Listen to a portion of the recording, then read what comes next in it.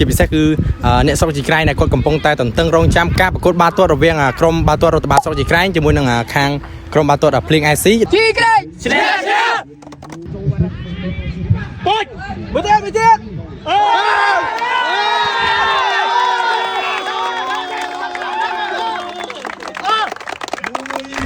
ជម្រាបសួរពុកម៉ែបងប្អូនទាំងអស់គ្នាពេលវេលាដែលបងប្អូនជាពិសេសគឺអ្នកស្រុកជីក្រែងដែលគាត់កំពុងតែតន្ទឹងរង់ចាំការប្រកួតបាល់ទាត់រវាងក្រុមបាល់ទាត់រដ្ឋបាលស្រុកជីក្រែងជាមួយនឹងខាងក្រុមបាល់ទាត់ភ្លៀង IC ដែលជាជំនួបដំបូងសម្រាប់ក្រុមរដ្ឋបាលស្រុកជីក្រែងក៏ដូចជាការប្រកួតជាលើកដំបូងផងដែរហើយនេះគឺជាការប្រកួតជំរុះពូលសម្រាប់វគ្គទី1ទេបងប្អូនអញ្ចឹងបងប្អូនចង់ដឹងថាលទ្ធផលចុងក្រោយនឹងទៅជាយ៉ាងណាក៏ដូចជាសកម្មភាពនៅក្នុងវីដេអូនេះទៅជាយ៉ាងណាកុំភ្លេចតាមដានជាមួយខ្ញុំទាំងអស់គ្នាបាទឥឡូវនេះគឺថាយើងមកជួបជាមួយនឹងគ្រូជំនួយបន្តិចក្នុងសកម្មភាពការជួយទៅដល់ក្រុមកីឡាករដើម្បីឲ្យគាត់មានស្មារតីគេហៅថាការតស៊ូប្រយុទ្ធអីចឹងណាសូមចំណាក់អារម្មណ៍បងមួយថ្ងៃនេះយើងបានត្រៀមការបង្ហាត់ជាប្រចាំថ្ងៃគឺសម្រាប់ក្រុមរបស់យើង performance ដើម្បីសម្រាប់ការប្រកួតគឺថ្ងៃហ្នឹងគឺយើងធ្វើបានល្អមែនទែនហើយយើងសង្ឃឹមថាបន្តិចទៀតនេះនឹងមានលទ្ធផលជូនស្រុកជីក្រែងរបស់យើងផ្ទាល់ចឹងកុំភ្លេចជួបគ្នាបន្តិចទៀត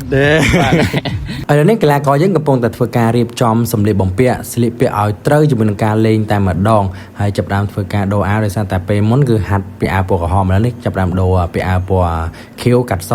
ហើយចាប់ផ្ដើមធ្វើការពាក់ពីយើងពាក់អីទៅរៀបក្បួនលេងធ្វើម៉េចឲ្យអាចលេងបានល្អនិងយកជ័យជំនះជូនក្រុមឲ្យបានអញ្ចឹងទៅណាបងប្អូនហើយគឺថាកីឡាករយើងមកស្រស់គ្នាខ្លាំងមែនតើឥឡូវនេះកំពុងតែធ្វើការជជែកដេញដោលក៏ដូចជាការផ្ដល់មតិយោបល់នៅក្នុងការលេងនៅលើតារាងអីផ្សេងៗរបស់ក្រុមហើយក៏មានការឈរមើលពីថ្នាក់ដឹកនាំក៏ដូចជា fan ដែលតែមើលអញ្ចឹងទៅឥឡូវនេះកំពុងតែធ្វើការប្រមូលផ្ដុំស្មារតីដោយសារតែមុនលេងយើងត្រូវនិយាយគ្នាលើកទឹកចិត្តគ្នាថាលេងខុសអីគុំថាអីឲ្យអញ្ចឹងណាហើយបន្ទាប់មកគឺដល់ពេលដែលអញ្ញាកតាគាត់ហៅទៅណែនាំប្រាប់ពីលក្ខន្តិកៈអីផ្សេងៗដើម្បីចូលតារាងតែម្ដងហើយនៅពេលដែលដើរចូលតារាងហើយគឺចាប់ផ្ដើមធ្វើការប្រកួតហើយសម្រាប់ការប្រកួតនេះគឺជាការប្រកួតជំនួបដំបូងសម្រាប់វគ្គសន្សំបន្ទុកបងប្អូនហើយទីតាំងគឺនៅវិទ្យាល័យអង្គរហើយចាប់ផ្ដើមធ្វើការចាប់ដៃចាប់អីហើយថតរូបជុំក្រុមឲ្យហើយគឺចាប់ផ្ដើមចូលលេងតែម្ដងហើយខាងស្រុកជីក្រែងយើងគឺមានការចូលរួមទស្សនាពីថ្នាក់ដឹកនាំហើយ fan អ្នកខ្លះគាត់មកពីជីក្រែងមានគ្រូសាមានអីចឹងណានិយាយទៅតសារមែនតើអ្នកជីក្រែងគាត់មកគ្រប់គ្រងមកមើលឲ្យ fan ស្អាតខ្លាំងមែនតើបងប្អូនហើយបើសិនជាបងប្អូនបានមកមើលផ្ទាល់គឺថាសប្បាយខ្លាំងមែនតើការប្រកួតនេះគឺមានការចូលរួមច្រើនមិនថាតាអ្នកដែលមកពីជីក្រែងនេះសប្បាយសិស្សសាលាដែលគាត់រៀននៅស៊ីមរៀបហ្នឹងជាអ្នកជីក្រែងក៏គាត់មកមើលដែរហើយគាត់ហៅខ្ញុំហៅអីចឹងទៅឥឡូវនេះចាប់ដើមធ្វើការចូលលេងហើយតង់ទី1ហើយនិយាយទៅក្រុមយើងក៏មានឱកាសច្រើនដែរនៅក្នុងការចេញបាល់ដោយសំនៀងចឹងគឺថា3នាក់គឺទៅរួចទេគឺដួលតែម្ដងហើយបាល់កន្លែងនេះគឺថាលើកជ្រុងហើយតែពីសិលាក៏អត់ចូលដែរដោយសារតែបុតគេល្អដូចគ្នាដែរហើយនិយាយទៅខាងយើងមានឱកាសគ្រប់គ្រងបាល់ច្រើនគួរសមដែរប៉ុន្តែសម្រាប់ការបញ្ចប់ទីក៏មិន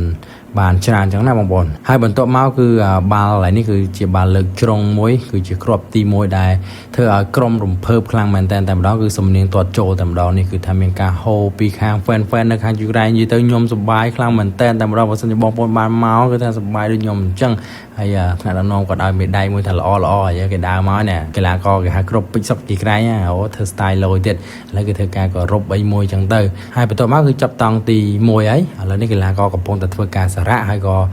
ខាងគ្រូបង្វឹកអីផ្សេងៗនឹងធ្វើការណែនាំបន្ថែមចំណុចខ្វះខាតអីផ្សេងៗដើម្បីបរិងនៅក្នុងការលេងតង់ទី2ឥឡូវនេះគឺចូលតង់ទី2ហើយខ្ញុំឡើងមកថតនៅលើសាលាតែម្ដងដើម្បីផ្ដិតយកទស្សនវិជ្ជាឲ្យស្អាតជាងមុនតែម្ដងអញ្ចឹងណាហើយមិនបានប្រហែលគឺចូលគ្រាប់តង់ទី2បងប្អូនចូលតង់ទី2បាន2គ្រាប់ហើយខាងគេបានមកគ្រាប់អញ្ចឹងណាអញ្ចឹងទៅបន្ទាប់មកគឺវីដេអូមួយនេះគឺមានតែប៉ុណ្្នឹងទេគឺចប់ការប្រកួតគឺយើងទទួលបានជ័យជំនះហើយខាងយើង2គ្រាប់ខាងគេមកគ្រាប់អញ្ចឹងទឹកមុខមួយអ្នកម្នាក់ទាំងកីឡាករទាំង fan គេថាមានការសប្បាយចិត្តសប្បាយរីករាយខ្លាំងមែនទែនដោយសារតែ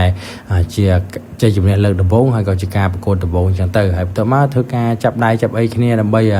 គេហៅថាសម្រុះមិត្តភាពគ្នាណាកីឡាផ្សារភ្ជាប់នៅមិត្តភាពកីឡាផ្សារភ្ជាប់នៅសុខភាពអីផ្សេងៗយ៉ាងទៅបន្ទាប់មកក៏មានការថតរូបជុំក្រុមហើយគឺចប់តែប៉ុណ្ណឹងបាទអ្នកទាំងអស់គ្នាឥឡូវនេះគឺថាការប្រកួតបាល់ទាត់របស់យើងគឺចប់តង់ហើយគឺលទ្ធផលស្រុកជីក្រែង2គ្រាប់ហើយនឹងខាងភ្លៀង1គ្រាប់អញ្ចឹងលទ្ធផលនេះគឺយើងឈ្នះហើយយើងនឹងបន្តទៅការប្រកួតបន្តទៀតអញ្ចឹងអរគុណមែនតើបងប្អូនទាំងអស់គ្នាដែលបានទស្សនា